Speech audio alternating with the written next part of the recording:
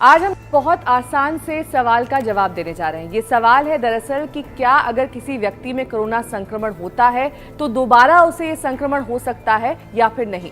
इसका सीधा सा जवाब है हाँ, क्योंकि दक्षिण कोरिया में 141 ऐसे लोग पाए गए जिनमें दोबारा ये संक्रमण देखा गया। उसके बाद वहां के वैज्ञानिकों ने शोध किया तो उन्होंने ये पाया कि दरअसल ये संक्रमण दोबारा हो सकता है, ये आपके शरीर पर दोबारा अटैक कर सकता है, इसलिए बेहद सावधानी की जरूरत है। उन्होंने शोध में ये भी पाया कि दरअसल जब कोरोना वायरस अटैक करता है किसी के भी शरीर में तो ये टी लिम्फोसाइट्स को काफी ज्यादा वीक कर देता है। टी लिम्फोसाइट्स आपके लिए आसान शब्दों में बता देते हैं। दरअसल टी लिम्फोसाइट्स वो सेल होते हैं आपके शरीर में मौजूद जो कोरोना या फिर किसी भी बीमारी में लड़ने के लिए आपके कारगर होते हैं, आपके लिए सहायक होते हैं। यानी कि अगर ये सेल्स वीक हो गए तो आपके बॉडी में कोई भी रोग जल्द से जल्द आ सकता है। या फिर अगर कोरोना की ही बात कर लें, कोरोना का संक्रमण भी आपकी बॉडी में, आपके शरीर में दोबारा आ सकता है। टी लिम्फोसाइट सेल वीक होने का एक बहुत बड़ा कारण ये है कि अगर आप पहली बार कोरोना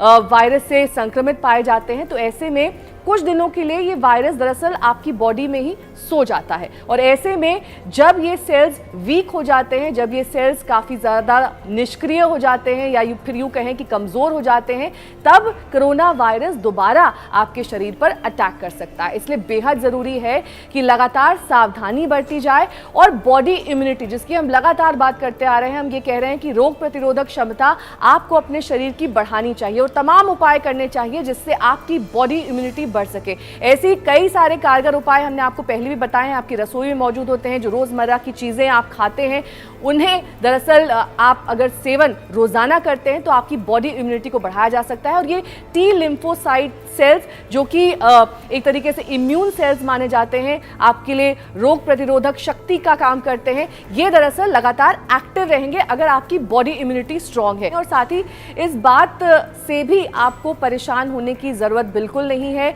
कि अगर आपकी बॉडी इम्यूनिटी कम है या फिर लो है तो आपको कोरोना संक्रमण जरूर होगा। ऐसा कोई रिसर्च, ऐसा कोई साइंस सामने नहीं आया जो ये कहता हो कि अगर आपकी बॉडी इम्यूनिटी लो है। हाँ, ये जरूर है कि इसकी संभावनाएं तब बढ़ जाती हैं। हम लॉकडाउन पार्ट 2 में इस वक्त हैं और ऐसे में सभी को कहा गया है कि सोशल डिस्टेंसिंग मेंटेन करें, अपने घरों में रहें। ऐसे में बहुत आसान से तरीके हैं जो आप अपने घर बैठे अपना सकते हैं और अपने घर में ही आपको रहना है, ये सबसे महत्वपूर्ण है।